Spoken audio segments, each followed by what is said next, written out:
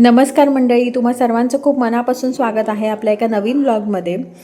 दुपारी माशांवर मस्तपैकी ताव मारला होता आणि आता आम्ही तयारीला लागलो होतो हळदी कुंकाच्या, कारण का संध्याकाळी आमच्याकडे होतं हळदी कुंकू।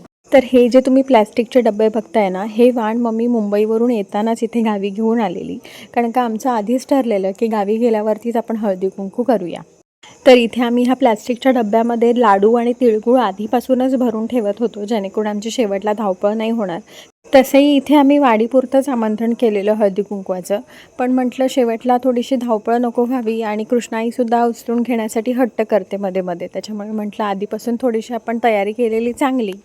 तर आम्ही इथे सगळ्या डब्यांमध्ये लाडू आणि तिळगुळ भरून घेतले। तुम्ही माझ्या आधीच्या व्लॉगमध्ये सुद्धा बघितलं असेल की आम्ही मार्केटला गेलेलो वाण खरेदी करण्यासाठी।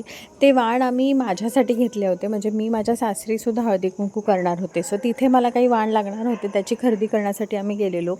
गावी असूनसुद्धा मार्केटमध्ये फुलांचं एवढं शॉर्टेज आहे ना की ऐन मोमेंटला आम्हाला फुलं मिळालीच नाही।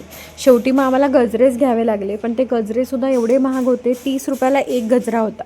सो मम्मीने त्याच्यामध्ये सुद्धा आयडिया केली, एका गजऱ्याचे 3 ते 4 तुकडे केले।